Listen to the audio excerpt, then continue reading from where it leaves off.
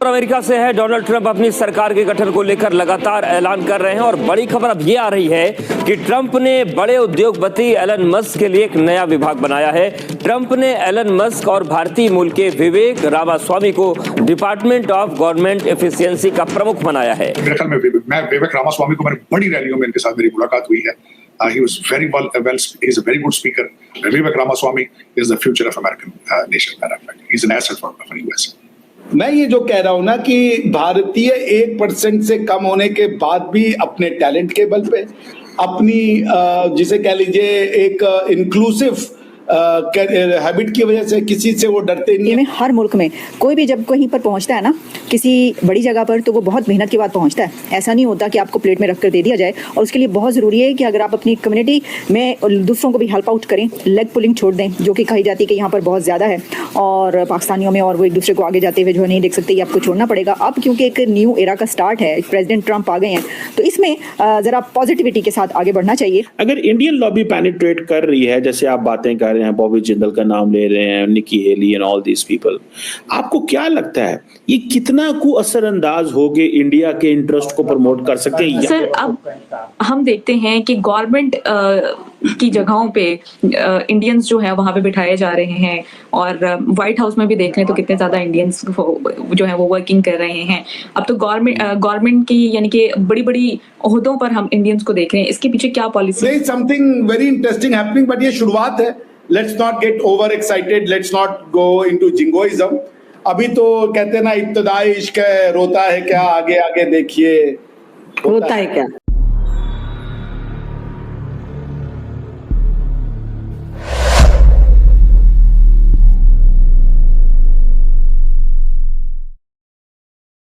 चुने गए Donald Trump ने अपने मंत्रियों और अधिकारियों को चुनने का जो सिलसिला है वो जारी रखा है। साथ भारतीय मूल के विवेक रामास्वामी को भी ट्रंप ने अपनी कैबिनेट के लिए चुना है।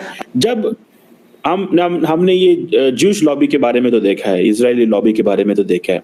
अगर इंडियन लॉबी पेनिट्रेट कर रही है, जैसे आप बातें कर रहे हैं, बॉबी जिंदल का नाम ले रहे हैं, Nikki Haley and all these people, आपको क्या लगता है ये कितना को असरअंदाज हो के इंडिया के इंटरेस्ट को प्रमोट कर सकते हैं, या कि आप समझते हैं कि ये इंडिया के इंटरेस्ट को प्रमोट नहीं कर सकते, ये एक खामख्याली है, ये अमेरिकन है, ये अमेरिकन पॉलिसी, क्योंकि इनको और भी तो बहुत सारे लोग देख रहे हैं ना। और इस वक्त जो इस वक्त इंडिया और अमेरिका के ताल्लुकात हैं, जिसमें एक प्रॉब्लम है, ये पन्नू वाला जो इंसिडेंट है, जिसमें अमेरिकन कनाडा को कॉन्टिन्यूसली पुश कर रहे हैं। कनाडा और इंडिया के ताल्लुकात कभी भी इतने खराब ना होते अगर अमेरिकन ना पुश करते कनाडा को कि आप ये थोड़ी स्ट्रॉन्ग पब्लिक लाइन लें। तो आपको क्या लगता है, ये जो लोग सिस्टम के अंदर आते हैं, can they make some difference, और ये आपको लगता है कि नहीं, they are being watched and they know उनकी अपनी सर्वाइवल भी तो है, उन्होंने सिस्टम में जिंदा रहना है, because they are not loyal to Modi?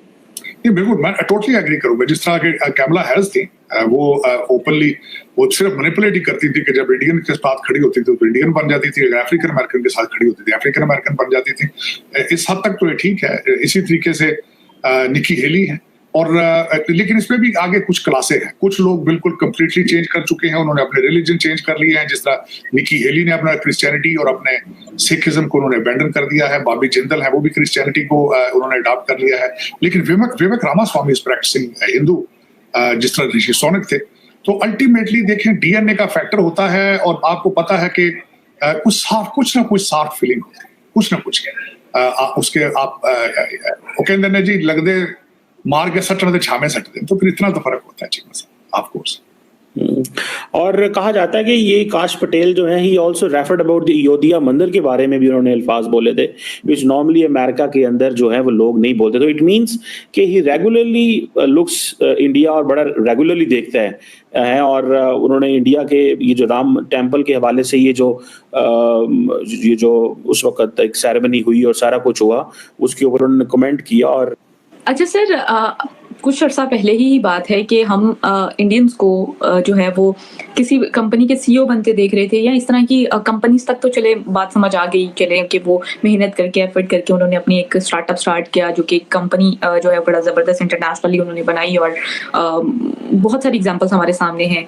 तो सर, अब हम देखते हैं कि गवर्नमेंट की जगहों पे इंडियंस जो है वहां पे बिठाए जा रहे हैं, और व्हाइट हाउस में भी देख लें तो कितने ज्यादा इंडियंस जो है वो वर्किंग कर रहे हैं। अब तो गवर्नमेंट की यानी कि बड़ी बड़ी ओहदों पर हम इंडियंस को देख रहे हैं। इसके पीछे क्या पॉलिसीज हैं, क्या कहेंगे आप?